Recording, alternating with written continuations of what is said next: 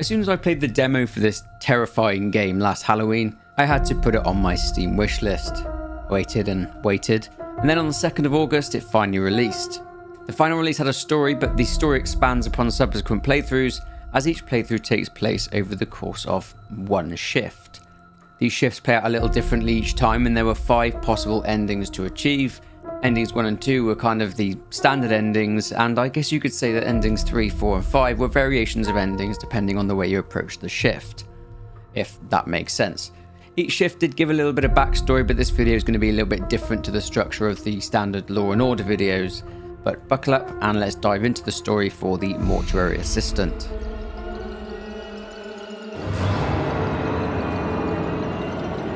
So in this game we play as Rebecca Owens. It's 1998 and she's just managed to get an internship at a mortuary. The place where she was studying and learning was full, so her teacher, Mr. Delver, managed to transfer Rebecca to his own office so she can finalise her internship there instead.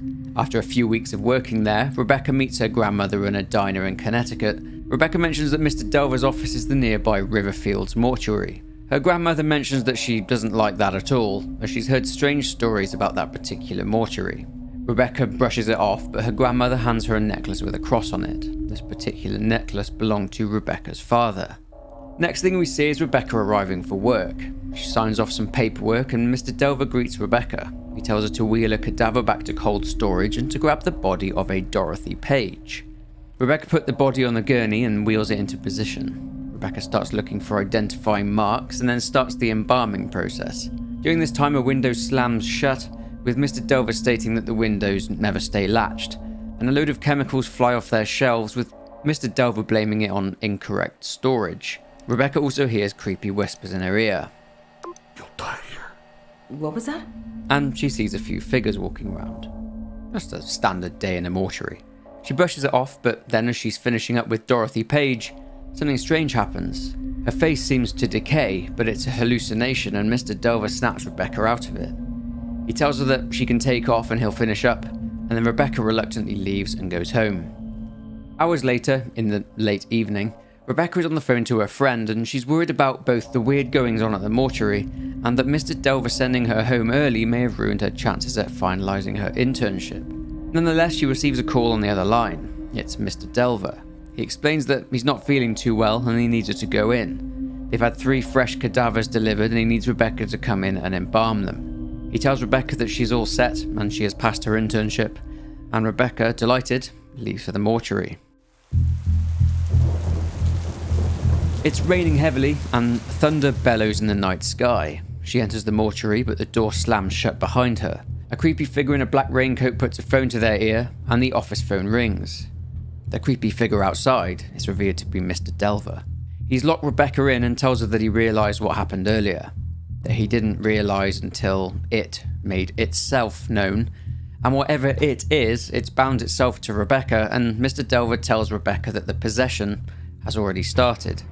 Mr. Delver has locked the door and tells Rebecca she cannot leave for her and other people's safety, that she has to get to work in order to solve this. Mr. Delver makes out like he's done this before and says the bodies he works with at night are normally fine, whatever that means. Rebecca thinks that this is just Mr. Delver's way of hazing the new girl, but Mr. Delver goes on to explain that the only way to save herself from possession is to banish the demonic entity by using some of Mr. Delver's strange equipment to essentially bind the demon to its chosen body after learning the identity of the entity, or rather, its name.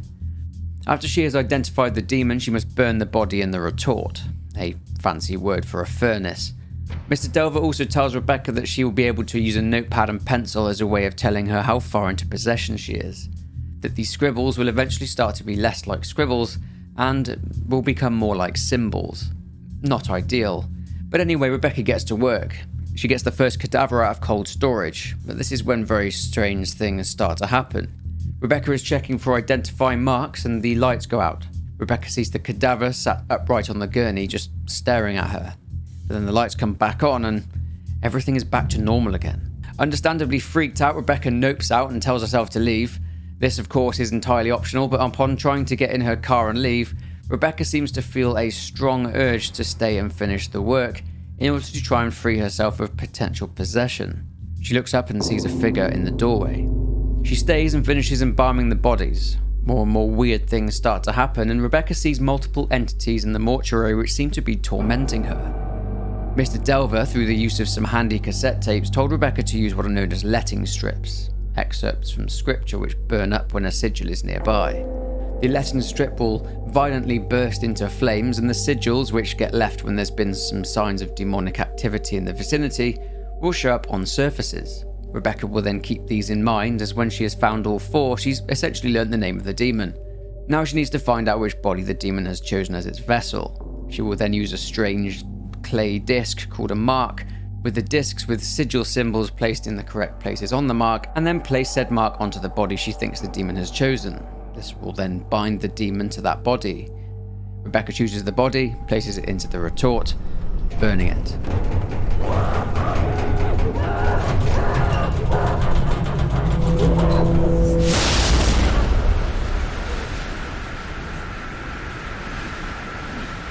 A furious explosion takes place and the demon crawls out of the retort and towards Rebecca, only to be dragged back in. Now, two things can happen here. If Rebecca chose the wrong body, all seems to be fine at first until Rebecca starts speaking to Mr. Delver. He realises very quickly that something isn't right. Rebecca has been possessed. The conclusion to this conversation is pretty shocking.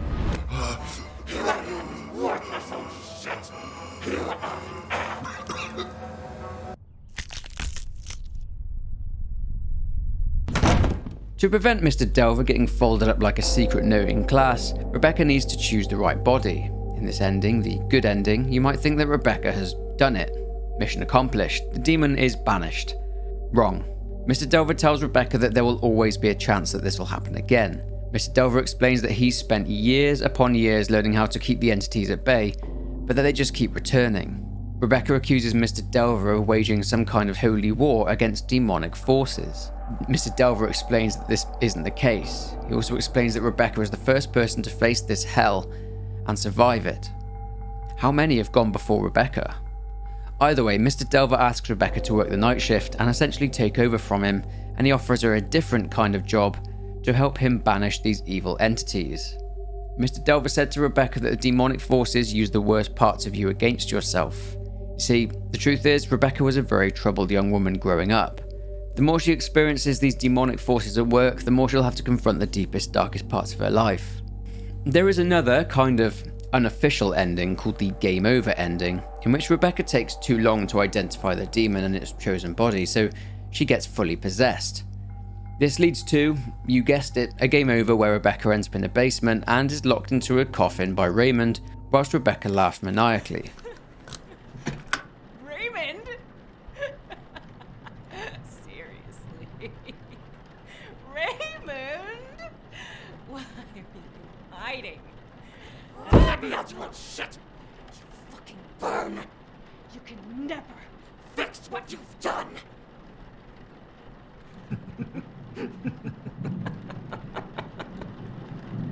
see you soon.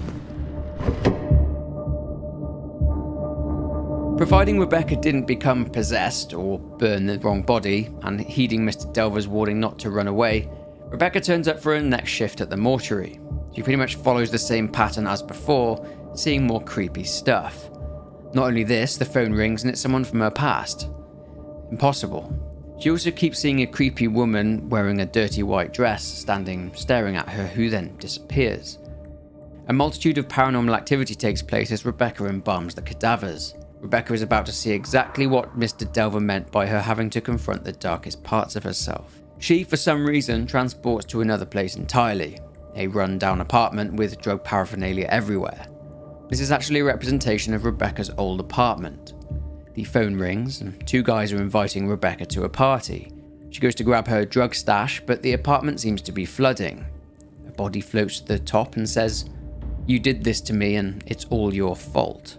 The body then transforms into the creepy woman Rebecca has been seeing in the mortuary, and before being attacked, she is transported back to the mortuary again. It doesn't let up at all. One of the cadavers in the middle of the embalming process, arm cracking due to the rigor mortis, points down the hallway. Rebecca runs down it and again sees the creepy woman. She is trapped in a hallway and turns around and sees the stuff of nightmares. a horrific looking entity. She continues her embalming process, but she turns around and the cadaver is gone. She walks down the hallway and is transported, or rather dragged, to another place entirely. This place appears to be a representation of a mental hospital. After walking into the room labelled high risk, a version of Rebecca is hanging. She's holding her 10-year sobriety coin, indicating her efforts to get clean. We'll dive further into that a bit later. This version of Rebecca grabs her and the rope snaps, indicating that at some point Rebecca attempted to take while in hospital. She leaves this madness and jumps back to reality. She works out which body is the chosen vessel, and as usual, upon burning the body after using the mark, the demon bangs and screams, the explosion happens, and assuming that she's chosen the correct body, Rebecca comes to. Rebecca asks Mr. Delver if all of this will ever end, to which he replies that he doesn't know, but that he's been doing it for a long time. That he's even travelled across the world to learn more about what's going on and how to deal with it. To this day, he's not found anything that can directly deal with the problem. That what they are doing now is just a temporary solution. He says that the better they know themselves, the stronger they are, and therefore that means the less the demons can use against them to torment them with. For now, the shift ends, and that's it for the standard endings. We've covered the good ending, the bad ending, and what is known as the standard ending, but there are a couple more. So this leads us nicely into the next part of this video. We've already established that Rebecca had a troubled childhood, but what exactly happened to her? In the previous ending, Rebecca visited a version of a hospital where she saw a hanging version of herself and she had a 10-year sobriety coin in her hand. If Rebecca takes her 10-year sobriety coin and her father's 5-year coin, along with the necklace before leaving her apartment, this leads us towards the ending titled Closure, and this route through the shift gives us a little bit more of the backstory behind Rebecca. Let's dive into it. Rebecca's mother was herself very troubled. She had a drug problem. At one point, Rebecca's mother overdosed and she died. Unfortunately, Rebecca went down a similar path to her mother and ended up a drug addict herself. Rebecca eventually moved into a rather unsavoury apartment block, and by the looks of it, she wasn't living well. Not at all. As already seen earlier in the video, there was drug paraphernalia everywhere. At some point in time, Rebecca would go missing. Rebecca's father would report her missing and eventually found her lying on the ground in the rain. She had overdosed and her father went to get help from the police search party who were nearby. But when her father was running back to her, he slipped on the wet ground, hit his head and fell into the water next to them both. He died. This, in a way, forced Rebecca to sort her life out and get clean. She was somewhat inspired by her father, as he was an addict himself at one point and had just passed his own 5-year sobriety mark. Rebecca was hospitalised as a result of her overdose, but was considered high risk, as in suicide risk. They prescribed her antidepressants, but whilst in hospital it appears from this at least that she tried to take her life again. Rebecca, judging from this note, states that she thinks that she cut her father's life short and was guilty about the fact that she was living. While she was in the hospital, she was allowed to keep her father's necklace, but due to her guilt, she couldn't look at it anymore and gave it to her grandmother, which is why her grandmother had it at the start of the game and why Rebecca was so reluctant to take it, because she was guilty about her father's death.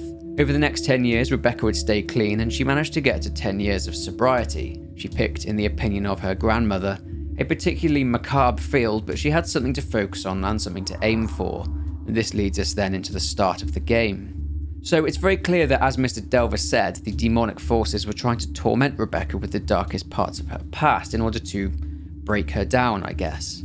This is seen through the moments where she sits down in her apartment and gets chased by the creepy woman, and also where she encounters her father on a gurney and she hits him in the head with a rock, signifying that she is directly responsible for her father's death. In this closure ending, Rebecca has an encounter with what could be the spirit of her father, telling her that everything is alright and that she'll be safe. He tells her that it's not her fault that she was exposed to that life in the first place, and he tells her to go on, setting souls free and letting the dead rest. So that explains Rebecca and why she was being tormented with the things she was seeing. But the next thing we need to look into is Raymond Delver.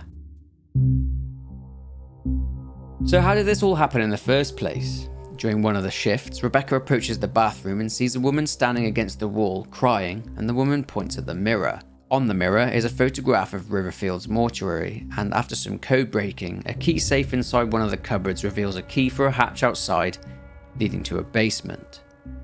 Now this basement appears to be where Raymond was making his letting strips and the marks which need to be placed on the chosen body. Raymond was making these himself, so he obviously knows a lot about this process. He's so familiar with it that when this happened, he sent Rebecca home straight away, as he knew enough to realise that the demon had bound itself to her. This basement is a treasure trove of information regarding Raymond and his shady background. There's a diary in the basement which goes back to 1984. According to an entry from May 29th, 1984, Raymond witnessed one of his staff, David, or rather David's demeanour, change slightly. Raymond talks about David becoming irritable the moment that a body was brought into the mortuary. David went home sick, but went back to work later on, stating that he felt he had to come back. Is this the same compulsion which prevented Rebecca from leaving in her car? Let's continue. Raymond gave David a camcorder and told him to record anything unusual, and if we look on Raymond's computer, we can see how that went. Alright. This working? Yeah. This thing is huge. So, I guess, this is David. Raymond, this feels insane, but I think you were right. This has happened a few times now, but let me see if I can get in here.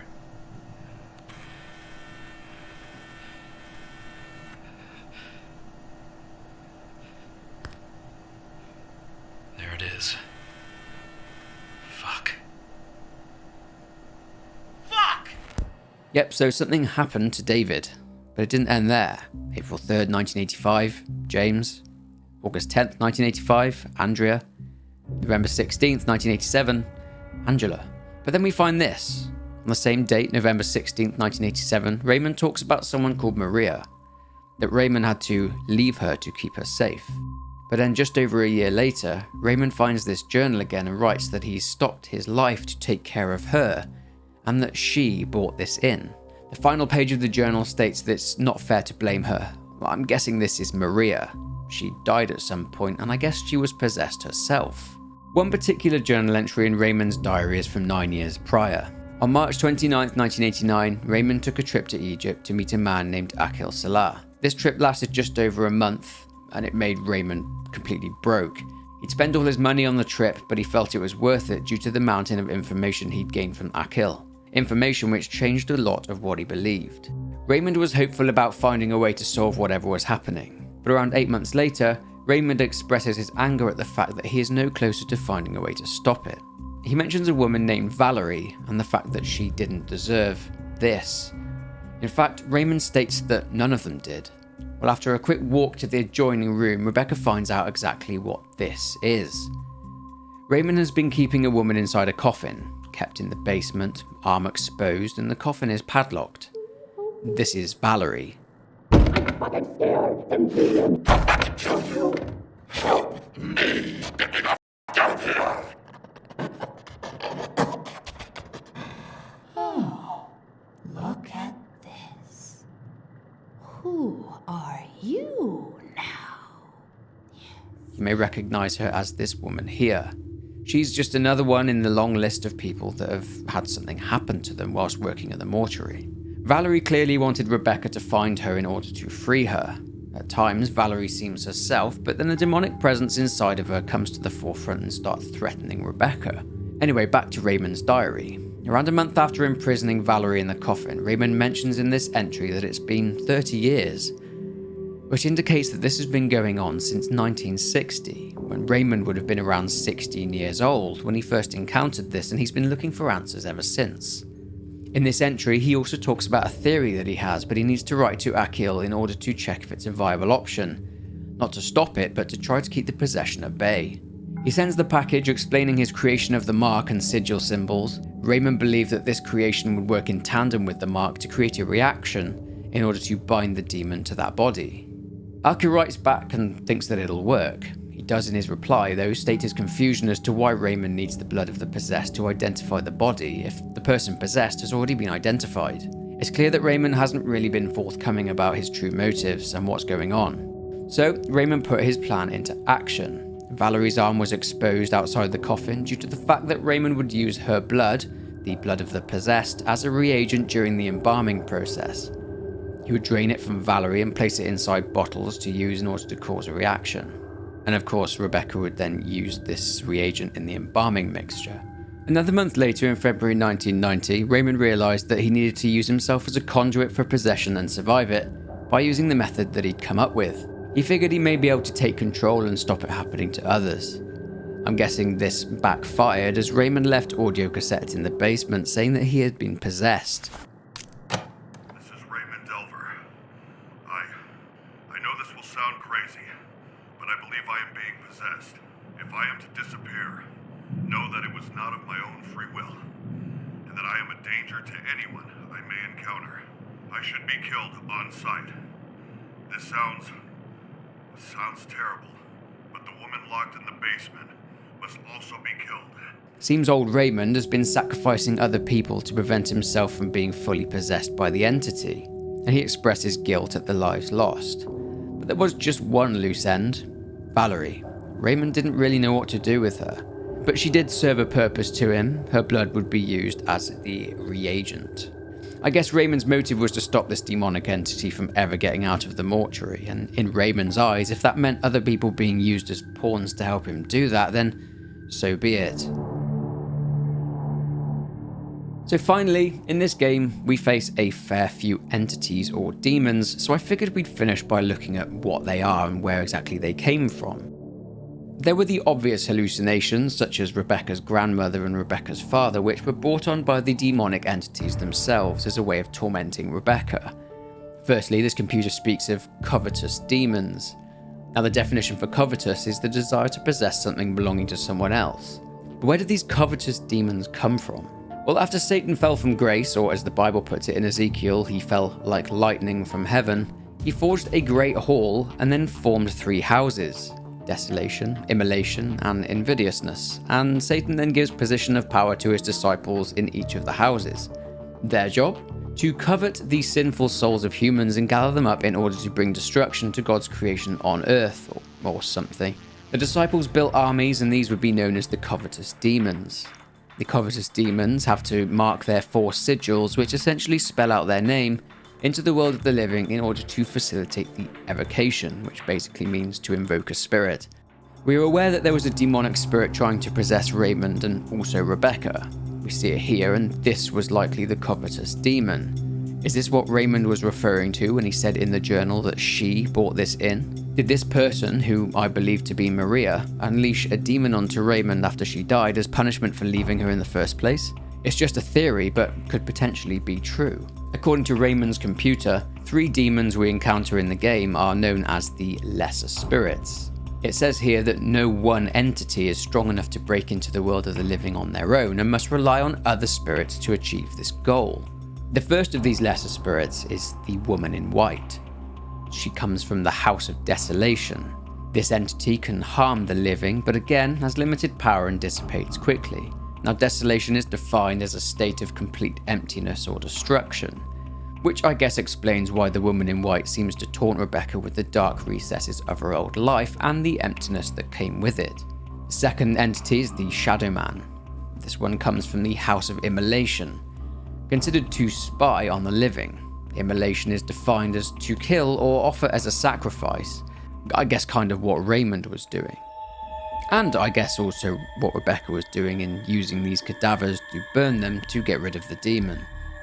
And then finally, the Mimic. This is the one that freaked me out the most. An absolute mess of an entity, this one. This one comes from the House of Invidiousness and aims to look as much like humans as possible. Its true form isn't known due to the disguise, but it is apparently the embodiment of the devil's envy of humanity. Invidiousness is defined as an action likely to arouse or incur resentment or anger in others. I'm thinking this could be a manifestation of anything, really. Raymond probably peeved a lot of people during his years sacrificing others. All of these lesser spirits form bonds with the covetous demon in order to facilitate possession of a victim and to confuse or influence the victim, which essentially would leave the victim more open and susceptible to demonic possession. So there's plenty to speculate on in this game and think about, but that's it for this video. If you enjoyed this one, then please be sure to leave a like and subscribe to the channel if you're not already. Leave a comment down below with your thoughts, but for now, take care and I'll see you in the next one.